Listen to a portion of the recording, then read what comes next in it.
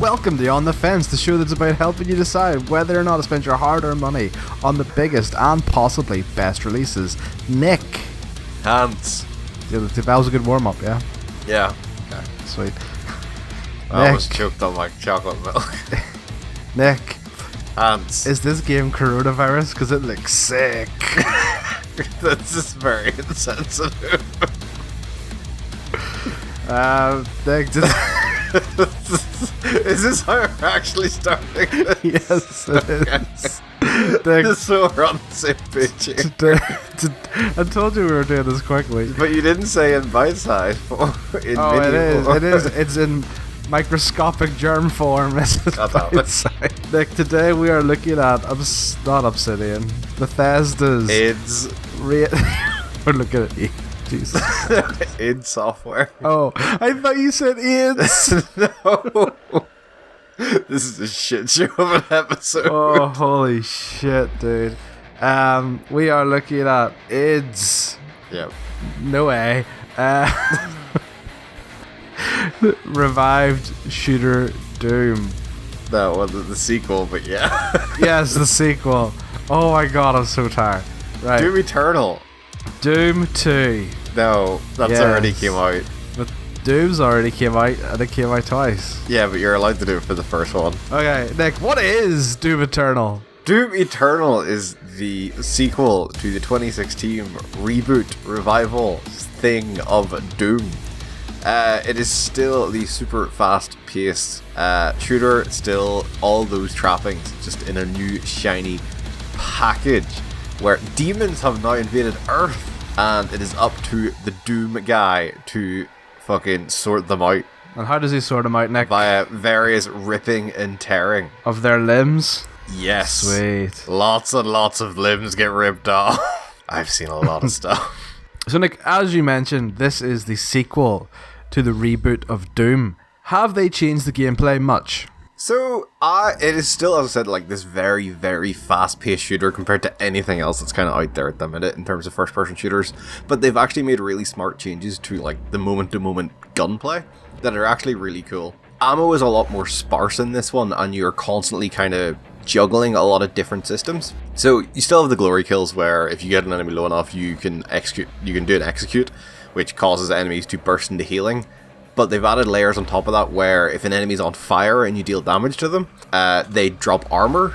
Your chainsaw has a lot more gas this time, so you're kind of constantly pushed to be using it on the fodder enemies to get more ammo. And all in all, I think they've made it is much less about you running around and just tearing through loads and loads of enemies, and it almost feels like more of like a combat puzzle every time you get into one of these wide open areas.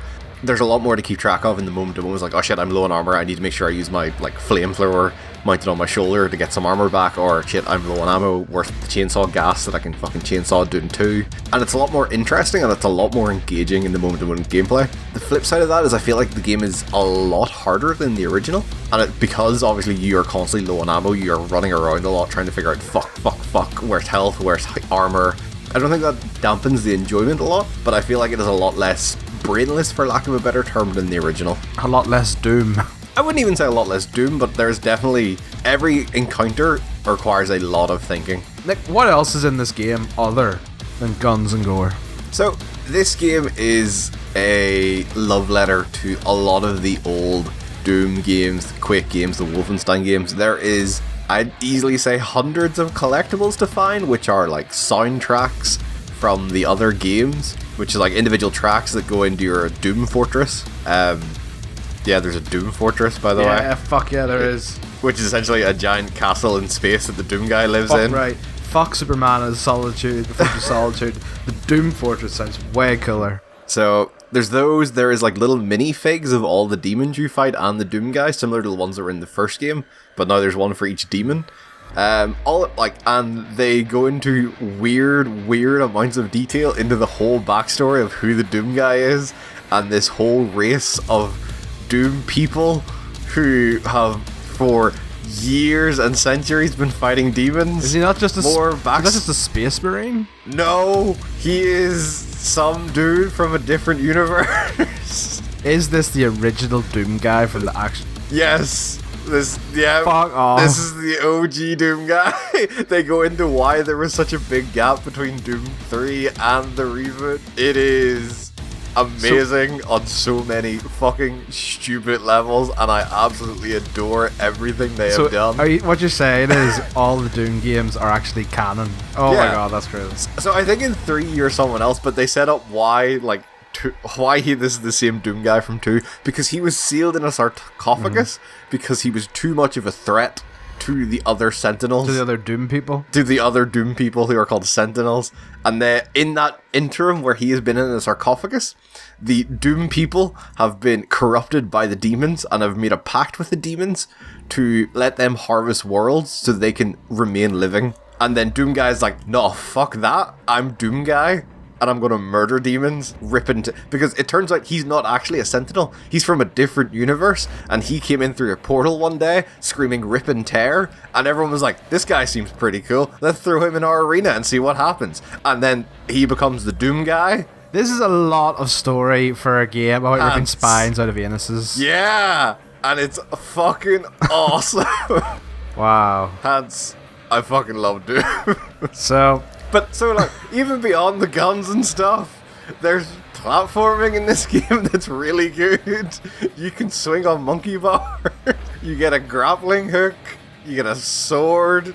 Hence, fucking Doom. I have a last question, but I feel like I know what your answer might be. Like, if I was on the fence about Doom Eternal, what would you say to me? Yo, dog, buy this fucking game. It is everything you could ever want from a Doom game. It is everything you could ever want from a first-person shooter, and it is everything you will ever need for the rest of your life. Jesus Christ, okay. This game gave me a violence boner, and I'm not ashamed to say that. You need... Isolation has not been kind to you. Like...